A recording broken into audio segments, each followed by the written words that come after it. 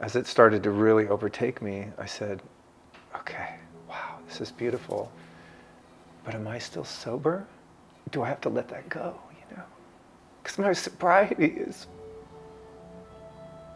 it's the biggest gift God has ever given me apart from being born. Mm-hmm. Mm-hmm.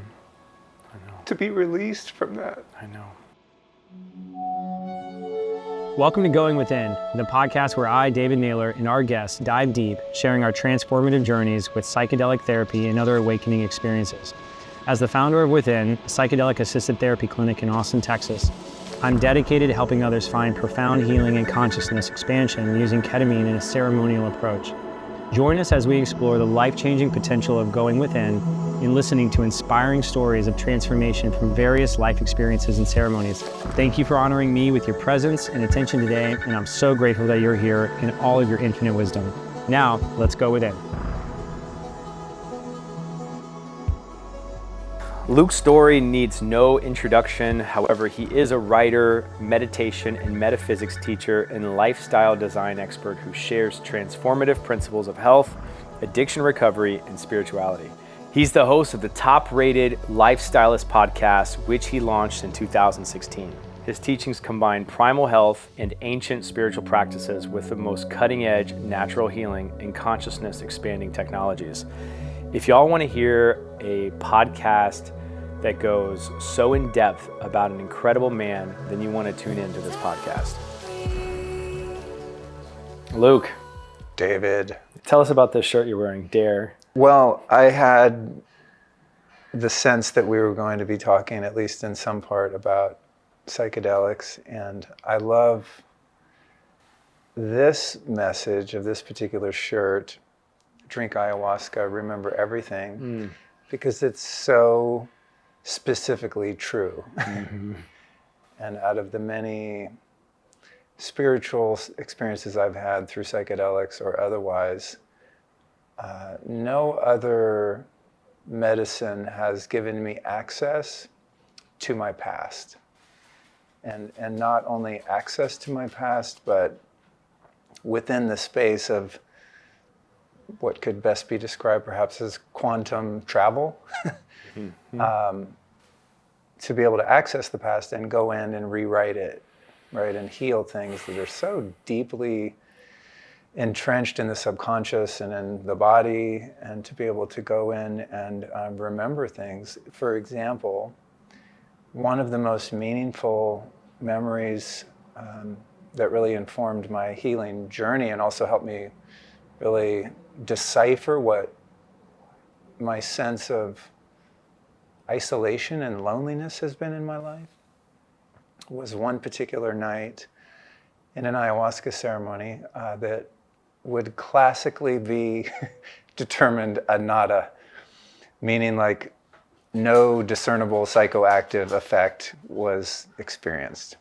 It was a really challenging night. It was a Colombian medicine, yahe, particular brew of ayahuasca, and it was one of the most challenging because I just couldn't seem to get there, and I just felt nauseous and uncomfortable and couldn't sleep, didn't purge.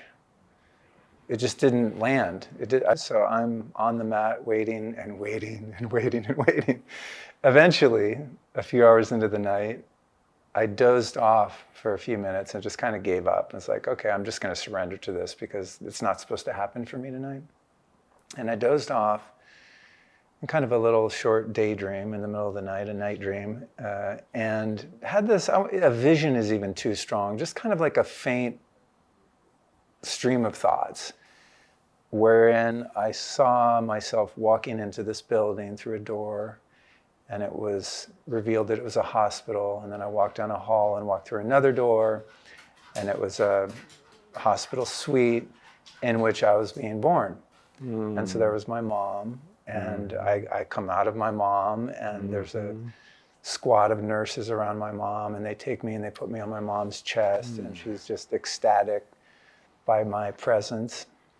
And then the nurses kind of quickly whisk me away and put me in this other room separate from my mom and anyone else present in an incubator.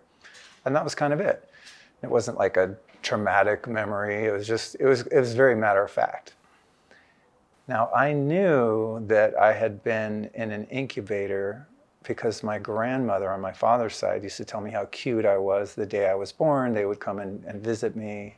But the next day I sent my mom a text and I said, hey, I'm in Costa Rica at an ayahuasca ceremony, which my mom, I don't even think she knows what it is to this day. Mm-hmm. We've talked about it and she can't pronounce it. She's just like, it's a foreign world to her.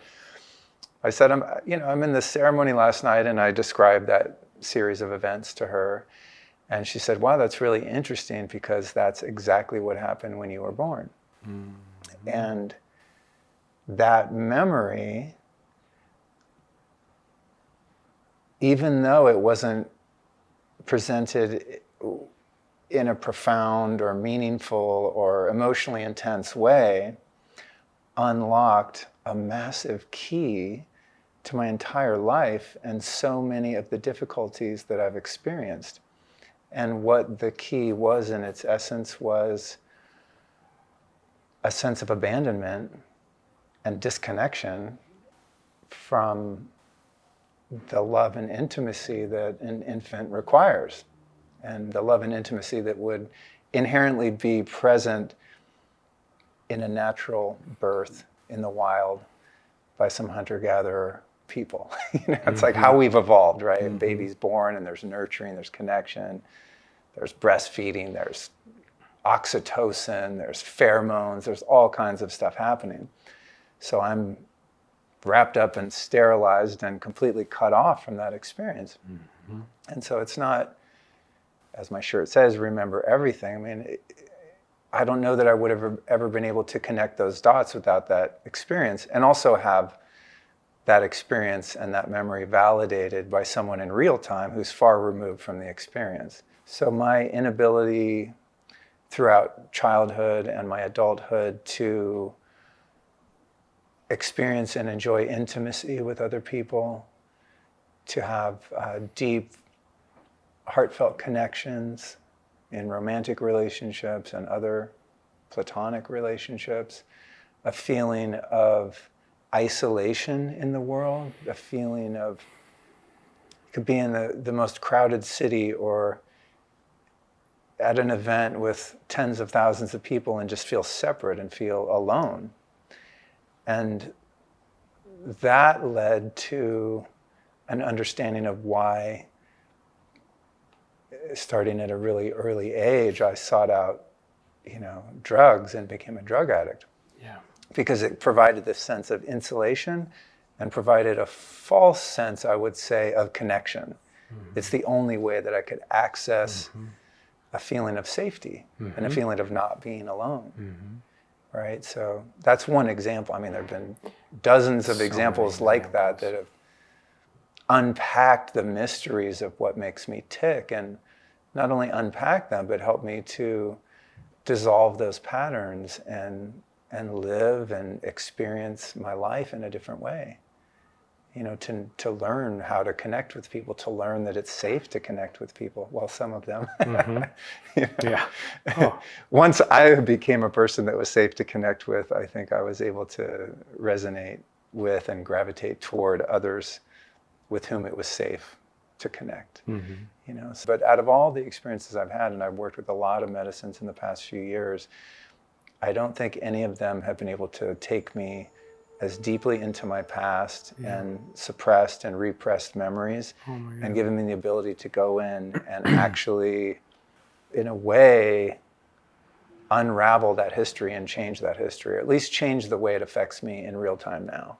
I think it's probably safe to say that's why people say it's like 10 or 20 years of therapy and sometimes one night. Like you could go to therapy every week or twice a week for your whole life and probably never get to that deep subconscious program. I never could. And I had a lot of great therapy. Me too. Me too. And I'm sure, and not to interrupt your story, but and to give credit where credit's due, I'm sure that all of the therapy and the other interventions that I employed to heal myself were absolutely relevant to all of the experiences I've had with psychedelics and plant medicine. It's like having the psychological framework and an understanding of what makes the human being tick to some degree have been instrumental in my ability to navigate those spaces and know what I'm doing and how to do it. It's fascinating that you share that, because it brings up an experience that I had with my partner on ayahuasca. And it was one of the most profound nights, because it showed me my daughter, my first daughter, was a C-section, and it was an emergency C-section at 3:00 in the morning.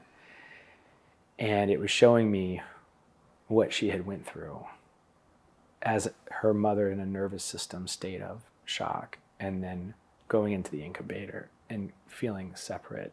And then Maria wakes up from her journey, which was loud and processing, and she said, I went through my birth. And I said, oh. She said, I was C-sectioned in the middle of the night, and I was cut off from my mom and brought to the incubator. She never knew that this was an experience. So she texted her mom the next day, and she said, that's what happened. And she identified how that's what she's always felt also, separate, alone, afraid. And she had a lot of trauma to work through. And I mean, it's amazing. It's amazing how a lot of that trauma has been transmuted. There's just a sense of safety. There's a sense of love. And we had to go within to get that. But I think it's fascinating that we had that on the same night. So there's an intelligence in ayahuasca. And that's what I wanted to ask you. What do you think this intelligence is? Man, it's so mysterious. Yeah. Really. I know people that are more aligned and experienced in the shamanic traditions. I mean, in the historical context of something like ayahuasca, it's viewed as a living, intelligent energy itself, the plants, the mixture of the plants, right? And that's always been a bit of a stretch for me, even though I've had these experiences. I don't know that I have personally that framework of relationship. But it's something that I would like to explore and grow into. My personal experience of what happens inside is that it seems to open a portal into a multitude of dimensions, and within those dimensions there are beings, energies that want to help me, that are benevolent. And they're friends, family members, partners, teachers. And for me, it's never been, a jaguar or an ET. It's not that. It's not. Doesn't have a face, doesn't have a voice, but they're there. And my sense is that as we sit here right now, all of that hidden world of those other dimensions and all of those beings are also right here. But in order to function as an embodied humanoid and be in the world and operate here in the physical plane, our everyday senses limit some of that expression. Because if all of those dimensions were completely open to us, as they are, say, in an ayahuasca ceremony, I mean, you couldn't even make it down the street, let alone get in a car and go to work and be productive and kind of play the earth school game. So I always get the sense that there's this grid that a facilitator or shaman, at least if you're in good hands, this is what I would hope to happen. And it's been my experience that this happened this way, that prior to the ceremony, there's an energetic cleansing of the physical space, an etheric cleansing of the space and the people present in the space, that prior to the administration of the medicine, create the optimal environment for those portals to open. so that those portals are cleared of any obstruction or any possible negativity. I mean, I really feel that all of that is present all the time. All the time. But there's the limit of our senses, right? It's like we're in a physical body, and so in the physical body, everything is limited by what we can perceive, smell, taste, hear, feel, all of that, right? But going within, with whatever medicine, allows our spirit to travel without the confines of space, time, or matter. And so in those spaces, the allies of these plant teachers and these medicines sort of hold our hand and show us where to go, what doors to open, how to walk through those doors, what's down the hall in that room. And it takes our spiritual will to summon the courage to go there. But we have help, we have help. And then of course, you open your eyes, and if you need help, hopefully there's a human there that can go, okay, cool, we're good. Go this way, go that way, right? It isn't usually my experience that I need that kind of support.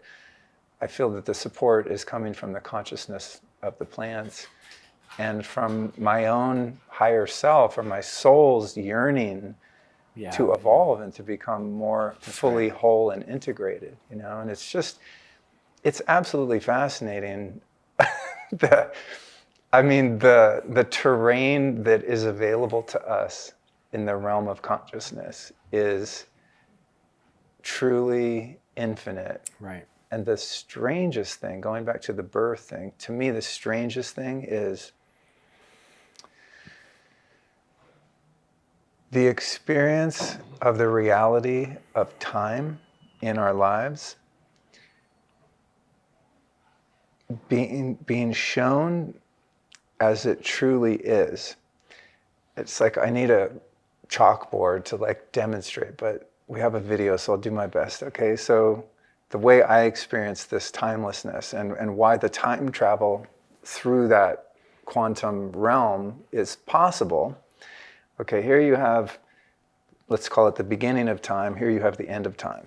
But they really aren't there because it's infinite. Okay, there's no beginning to anything and there's no end to anything, right? But let's just say, okay, here's way back when, here's the things to come. And right here in this moment in this interview, we think we're right here. And so we perceive that there is a time right here. And therefore the us that was back here at 15 years old, the us that was here at 3 years old, the us that was there at birth doesn't exist anymore. Let's not even get into the future and the manifestation, but let's just talk about the past in the context of healing. In reality, all of that space that we call time is one moment, an eternal moment. So the me sitting here with you now contains within my body and my experience the boy who was born and thrown in an incubator. It's like a Russian doll, right? Here's the 52-year-old me, one more layer. All of that time is here right now, and all of those iterations of me are here right now. That allows me to have a relationship with all of those parts of myself. And to use the wisdom that I've gained as an adult to reparent all of those timelines that erroneously are believed to be in the past. There is no past. There's one eternal, infinite moment. And the illusion that there's a now moment is merely created by my senses that only experience the eternal now as me sitting here with you. The 20 minutes ago when we started is the same moment that we're experiencing right now. That's right. And in the space of medicine, this is where, for me, the miraculous takes place. because I don't have to physically relive those experiences that shaped my life and who I am, and those experiences that caused me harm or experiences in which I caused others harm. They're all still present and malleable and can be reorganized so that my experience of who I am now is different and that I'm safe, right? Like that feeling of safety, of just, I'm okay. The only time I lose the sense of safety and feel the need to escape or to numb, to run, is when I forget that fact. We forget. Yeah, that I forget that fact. That there's there's no past to run from. There's no future to hide from. It's all here. It's all real. It's all right now. You know, and that, I mean, I've achieved glimpses of that in meditation and other work that I've done over the years, and sensed that that is how this works. Yeah. But medicine takes it out of a theory or a belief into direct experience. That's right. And a knowing. And to anyone listening to this or watching this that thinks this sounds crazy, I'm fine with that, right? It's like I'm not trying to convince just because we've experienced it. Anyone of the model that I'm working with, right? But this is the ultimate liberation, is knowing there's only one moment. And it's an infinite moment. And if you take that a step further, all lifetimes before this lifetime and all lifetimes to come on the other side of this one are also taking place within that eternal moment, right? So this lifetime that I'm living now, that at times is so imbued with fear and anxiety about what's coming, or regret or guilt or shame about what has come to pass, is a scene in a movie that never ends. That's right. It's right now a 52-year scene. Bloop. A blip on the radar of my being an expression of consciousness over and over and over and over and over again in all of these different lives and all of these different likely dimensions, right? And that's something that is at times difficult to hold, because the illusion of time, space, and matter is so convincing, right? I mean, if I walk out of here and my car is towed, or I get hit by a guy on a scooter, then this becomes very real, right?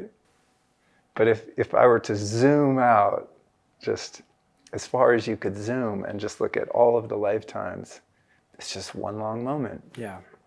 With these brief punctuation points during which I volunteered to become embodied so that I could experience Earth School. That's right. And use it for the purpose of my consciousness evolving, only to likely emerge back into pure consciousness. That's right. So when I'm able to grasp this within a more meaningful relationship to that reality, all of my problems and day-to-day bullshit become much less significant, and there's a much lighter, a lighter sense of being. There's less attachments. There's less need to control. That's right. It's the platform of surrender. What am I surrendering into? I'm surrendering into trust in consciousness, trust in God, which is trust in myself. Which that's where creation is birthed from, that place where, what did Jesus say? You must be like a child to enter the kingdom of heaven. The kingdom of heaven is within. There are many doors inside the mansion. Like entering a childlike state of wonder, curiosity. You're not attached to the stories. You're not in low density. You're in light density. Carry a light yoke. I mean, all these scriptures that we've heard. I'm not that familiar with biblical teachings, but one that I'm pretty sure is derived from the Bible is wear the world like a loose garment. Yes. You know, that one, I love that one. I don't know what, part of the Bible it comes from. But yeah. for some reason, that particular phrase I really relate to as it pertains to what Sure. we're talking about here. Sure. It's just God. And then, that makes life interesting too, because I mean, who's really able to do that perfectly while you still are in a body with emotions and needs and the fluctuations of energy and the influences of the cosmos and other people and the matrix of control that has sort of got this grasp on our civilization and all of these things that are so dense. Use the word density. Like we're in this world of duality and the duality is seemingly necessary in order to play the game. So there's a spectrum of experience, right? It's like if everything was this celestial, angelic realm of pure light and love with no separation, no duality, no dark, no light, then there would be no contrast and no polarity. Therefore, we wouldn't have a game to play. That's right. And maybe there are other dimensions. Maybe that's where we go when we die for a while. And maybe when you reach a certain point of development as a soul, maybe that's where you go. And maybe that's what guardian angels are. I don't know, right? But while we're here, the duality is real for all intents and purposes. And so how do we exist within a dual experience while tethering our awareness to the greater reality of non-duality? It's like, how do I live in a world of duality as a non-dual entity with a non-dual perspective? And that's what keeps life interesting, because it always tricks you. Duality always tricks you back into thinking that there's a dark and a light and a good and a bad and all of that, right? So it's like, oh, this is a fun ass game. Yeah. This is a fun ass game. Because I'll have this deep moment of connection with you right here, and I'll feel that I'm really speaking from the highest place of truth in myself. And I'm going to feel, the goosebumps of just like, yeah, we're here. This is it. We're in it. What else is there to talk about? And then it's likely, if not possible, that when we're done, I'll open that door and get a text or whatever, and it'll bring me back into the myopic focus of this 3D dualistic world. And then I'll have the responsibility to remind myself, no, loose garment, loose attachment to the text. That's right. To the meaning of the text, to the traffic, to whatever might transpire after this moment, which isn't even this moment. The moment that comes after this is still this moment. Right? What you just shared resonates so deeply with not only what I believe, but what I know to be true, what I've experienced to be true. I think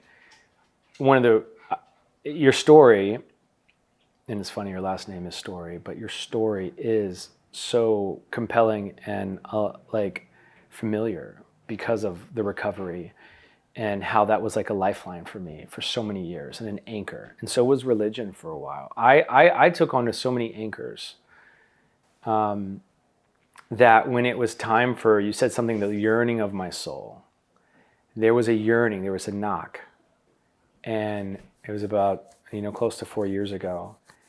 And there were things yearning, my soul was yearning to go and to understand more, to heal, to expand. I didn't know this language then, but it was obvious that it was ready for something. And plant medicine began to present itself. And it was just like, it really was that internal battle I had to get to. But ultimately, my body intelligence won, and I listened to my body. And there are going to be a lot of people here, watching that are probably asking that question, like, the fear of the unknown. What if I lose my sobriety? What if I don't get into heaven? You say we live in this duality world, this low density world, so there is this game we have to play. But thankfully I leaned and I went within. And when I had these experiences of experiencing my life and my soul multidimensionally, where time was the illusion, birth was an illusion, death was an illusion, because I experienced myself infinitely in multidimensional states at one time. And I started learning about the third eye and the chakras, all the things you're not supposed to talk about in religion, right? It's like these things started opening up. And it's just been the greatest awakening, the most expansive healing, the sense of safety, the safety of belonging, the safety of knowing oneness, love, friendship, sex, wealth. It's just a frequency. It's just a game. It's just a vibration. And there were times when in different ceremonies, I remember one particular where I was going through death because it's time to go through what death, it was one of my biggest fears. And I was in ayahuasca and it was really, really hard. But I knew my intention was to experience the fullness of love. And I remember going one hand, it was like death is going to take me away to darkness and unknowingness and I'll never exist again. It'll just be bleakness.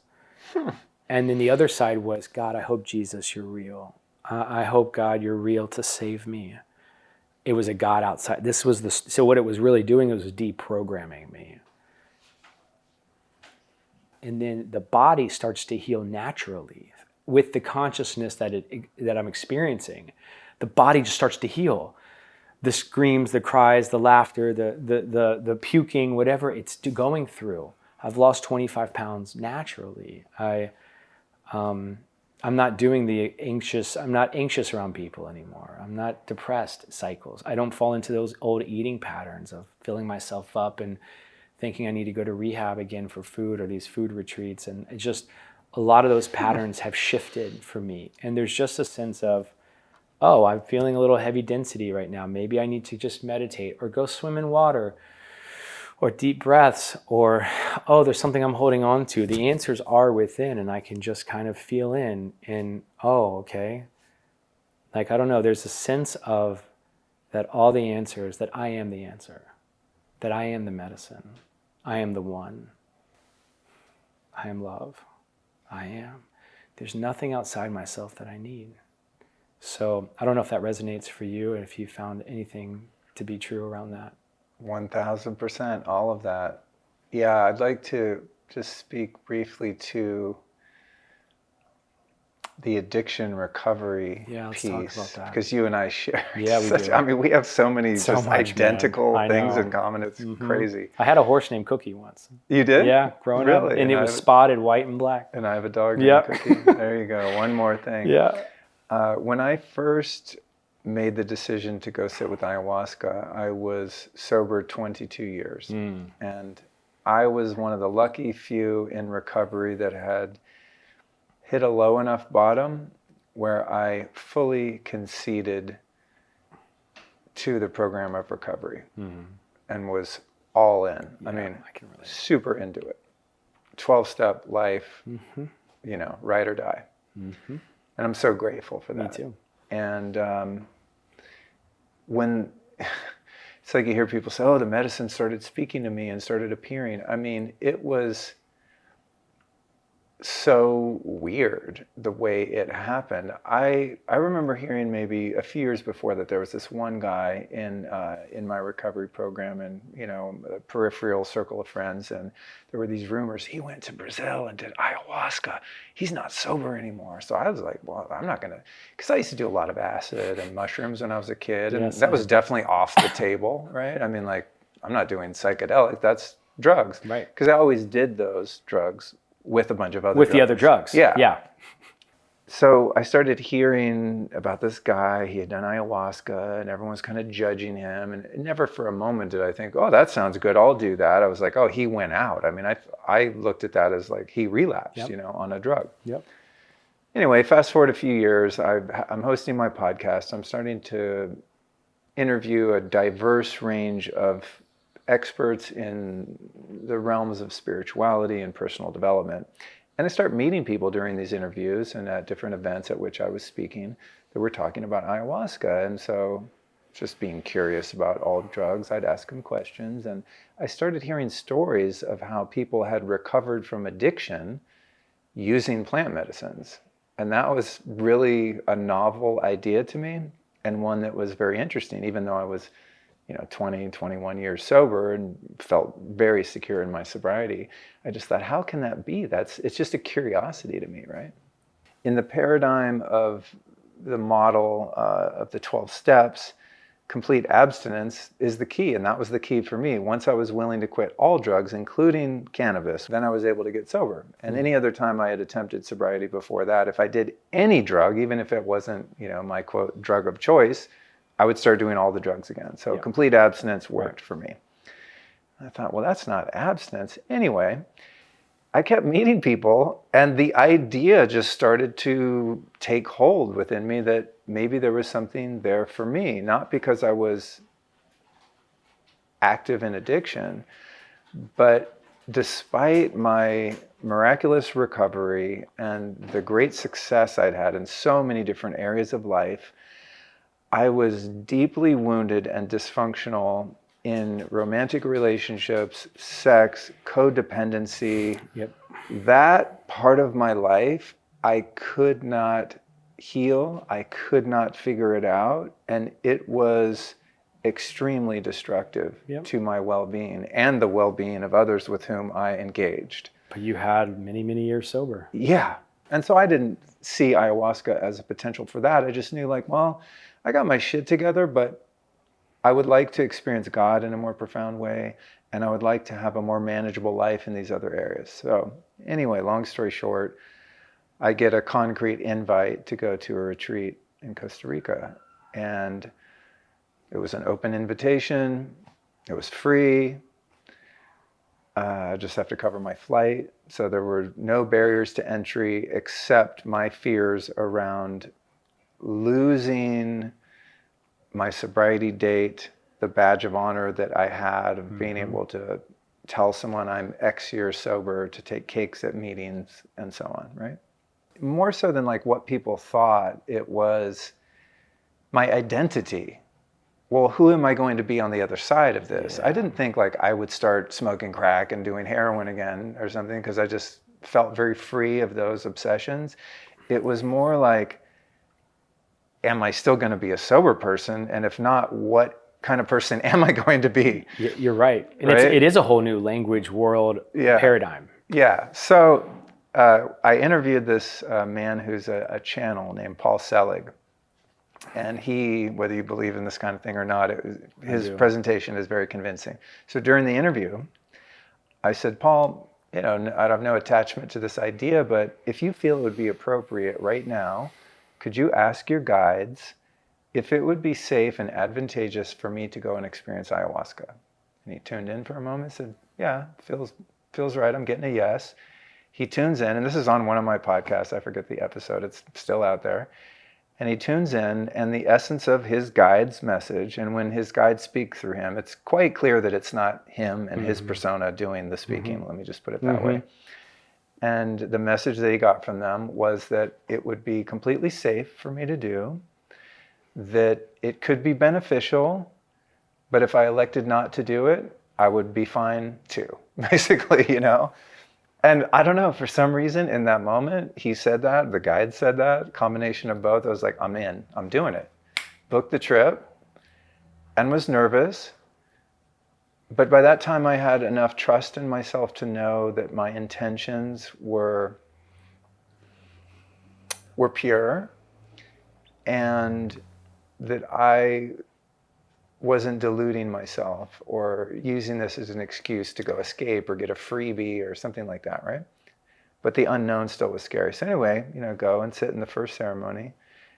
And I'm reconciling within myself this whole time, am I still sober after this? My definition of sober is you don't take any mind-altering chemicals, okay? Right.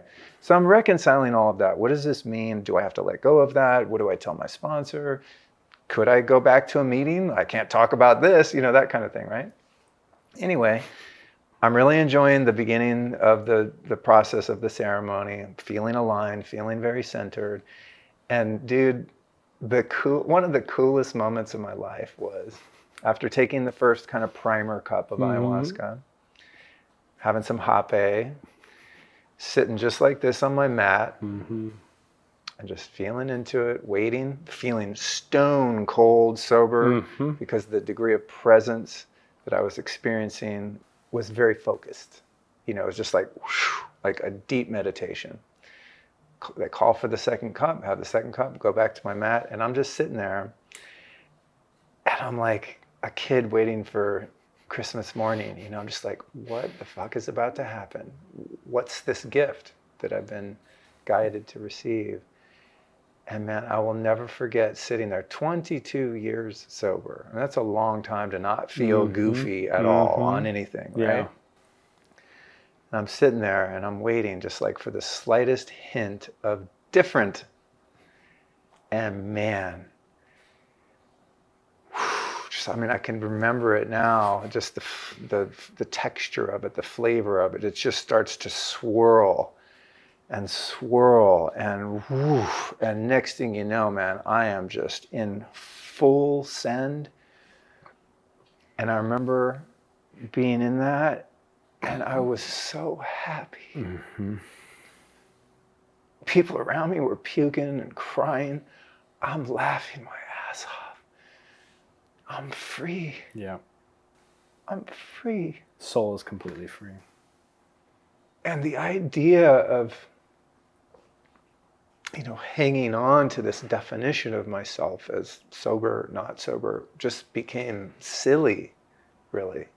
And I'm not saying it's silly for anyone listening or watching, whatever your definition is, man, hang on to it. There's nothing like the gift of sobriety. But what happened was, I asked myself, as it started to really overtake me, I said, okay, wow, this is beautiful, but am I still sober? Do I have to let that go? Because my sobriety it's the biggest gift God has ever given me apart from being born. I know. To be released from that suffering, from that bondage. And I would never want to take that for granted. So am I still that? Do I still have that?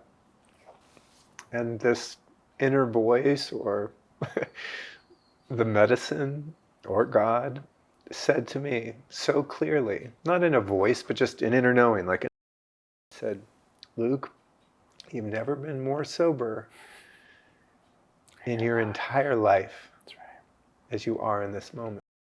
And when I was temporarily released from the confines of ego, intellect, emotions, body, sensations, all of that, and I'm in pure consciousness, I don't know what's more sober than that. Yeah. Right? And in that moment, what happened was I accessed a level of trust in myself that I'd never had. It was like a coming of age, a rite of passage where things are different now. I'm different now. I mean, this is 20 minutes in, right? Things are different now. I'm different now. I don't care what I call how I live my life, sober, not sober. It's just meaningless now. And I feel more committed to my abstinence from the substances in my past that caused me, and frankly, other people so much harm through my behavior. I'm even more sober now, more committed to sobriety now. If you the next day said, hey, well, you did ayahuasca, do you want to drink some vodka? It's like even more of a no, right? It's like, fuck no. This is real life now, right? It's the muscle that I built and the relationship with myself and my own inner integrity of knowing when it's time and when it's not time. And so far, I've never been steered wrong. The way that I contextualize my sobriety now is that I have different relationships and different boundaries with different substances. Each molecule and I that exist in the mind-altering chemical space have a different relationship. My relationship with alcohol has a very firm boundary. My relationship with heroin, real firm boundary. Cocaine, crystal meth, etc.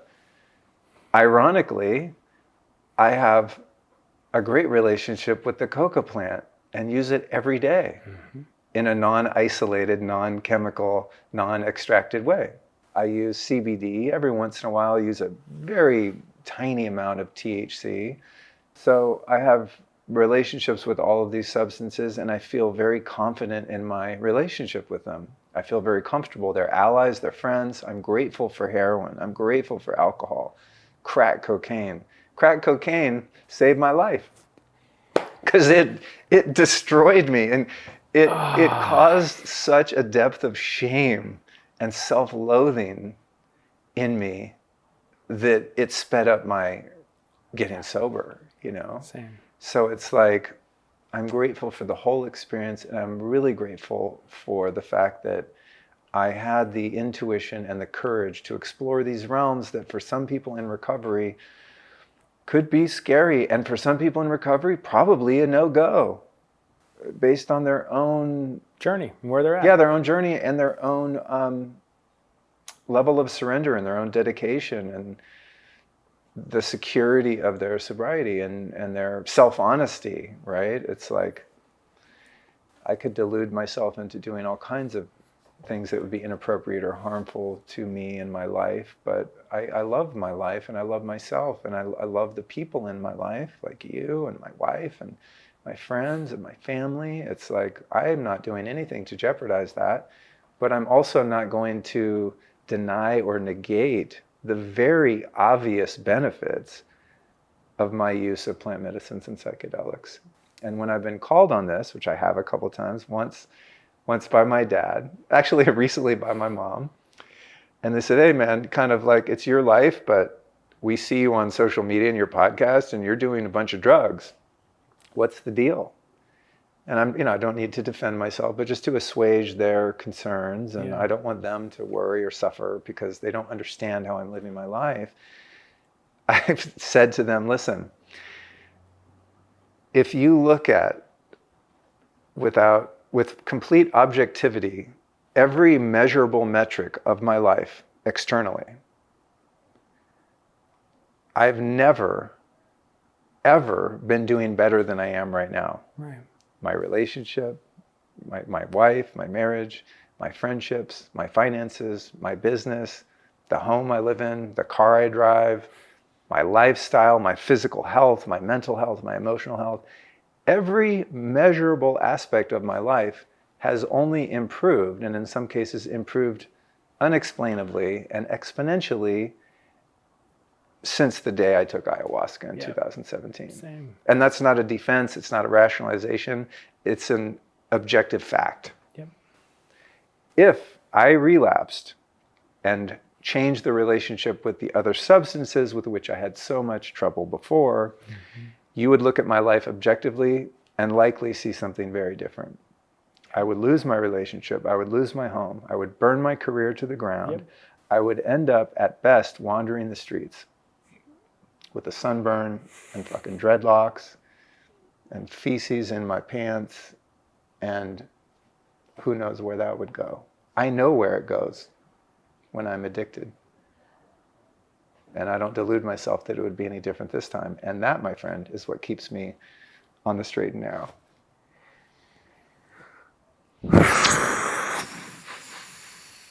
Even though we're out of time, I feel like we could go another several hours. I knew this would happen. Hours, because I have so many things I want to dive into. And getting to know you, Luke, over the last 6 to 9 months, I don't think I've ever met someone that shares, that I reflect so much of my own journey. Like your journey, it felt like I met myself when I met you. Like I felt so much affirmation. I felt so much like I'm on the right path. And you're a beacon of light. You're a lighthouse. You're a channel. You're a portal. You're a pioneer. You're an awakened teacher. That, I mean, having owned treatment centers and detoxes and inpatient, outpatient, aftercare facilities for a decade and watching people relapse over and over, 90 to 95% relapse rate, cycling in and out of addiction and centers, and watching and being a part of an industry that is predominantly run by capitalism and insurance and the bottom line.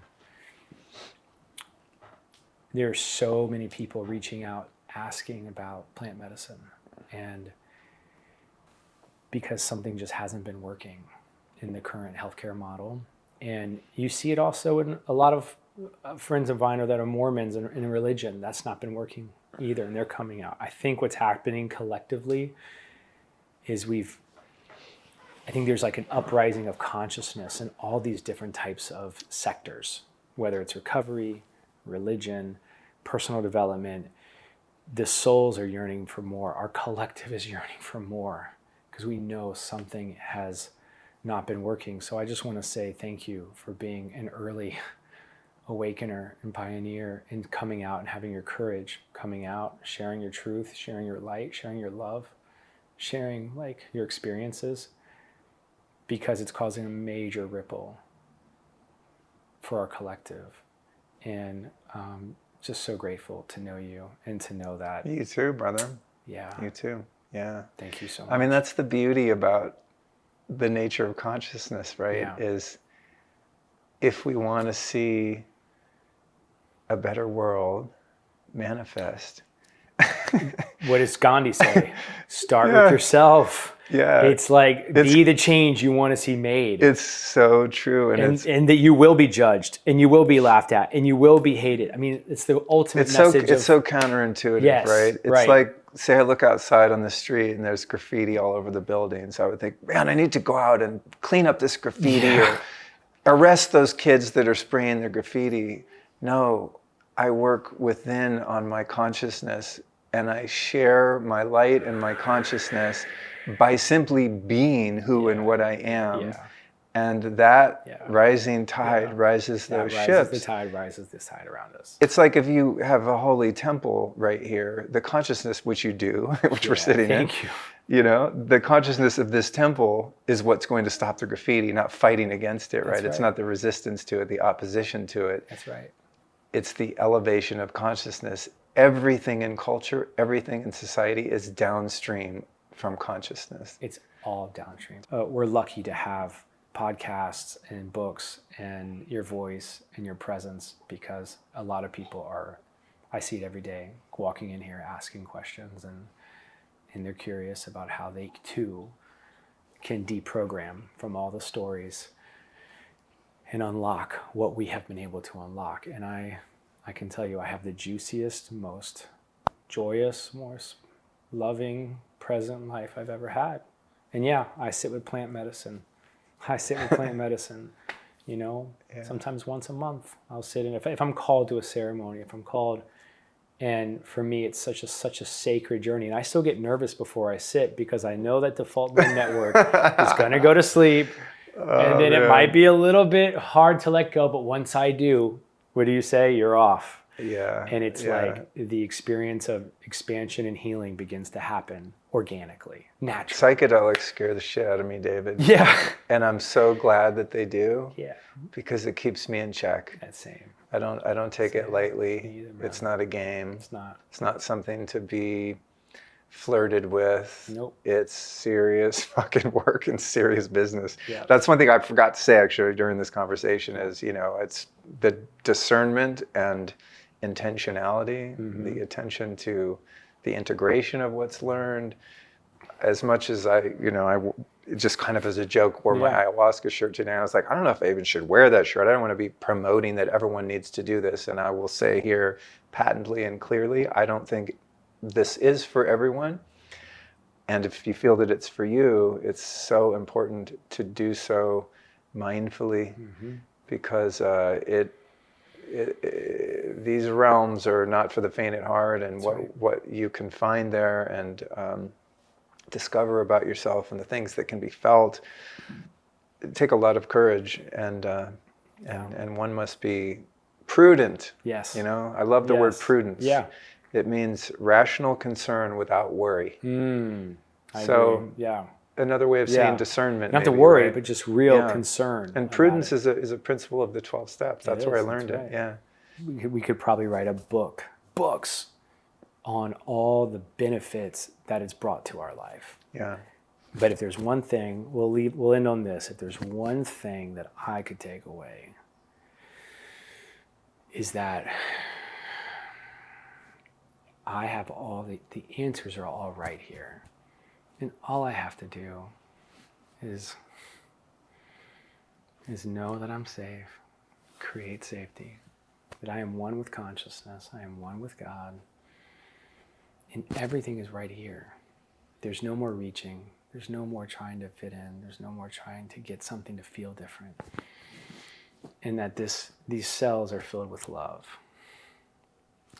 And I get to create, I get to choose with love. To end this session, what would you say the biggest message from Luke Storey to the world? What is it? I think you just said it. The only thing that's real and the only thing that matters is love. Period. Yeah, that's it. That's always the answer to everything. As you said earlier, that's all of this is anyway. You know? Yeah, and that might sound sort of naive, right? Like love and light. But once you experience the depths and you're in a journey and you take that first breath and you're experiencing it, like it's held together through love. Yeah, and love is the only thing that makes going into the shadows and into the darkness possible. That's the shield that makes us able to navigate those dark and scary realms. You know, it's a love for ourselves. It's a love for the human condition. You know, I've met a couple true enlightened masters in my life, and I think just their mere presence has had a huge impact on me. Yeah. And sometimes when I'm caught, I imagine how would they respond to the situation? You know, would they be triggered? Would they be caught? Would they be tempted to punish or retaliate? Right? Would they attack? Would they defend? And I just picture them, they would just love it. You know, they would just love. Yeah. I just laugh the whole fucking thing off, you know? And so that's always kind of my lighthouse. It's like, oh, okay, I know what it looks like, and I'm working to get there. It's good to have you on the show today, man. So fun. So fun. Thank you so much. Look forward to the next time. We'll dive into many more topics. Yeah, thanks, man. I appreciate it. Thank you. Thank you for joining us today on the Going Within podcast. The Going Within podcast is sponsored by Within Center. Within is a ceremonial psychedelic assisted wellness center in the heart of Austin, Texas. Discover more about our transformative practices at within.center. If you enjoyed this episode, we kindly invite you to follow us and share your thoughts with a review. Going Within is hosted by David Naylor, production led by Patrick Stanger, and filming and production by Rare Media. Please note the statements made on Going Within have not undergone evaluation by the U.S. Food and Drug Administration and are not intended to diagnose, treat, cure, or prevent any disease. At Within, we strongly recommend consulting your healthcare provider for personalized guidance on the diagnosis and treatment of any disease or condition.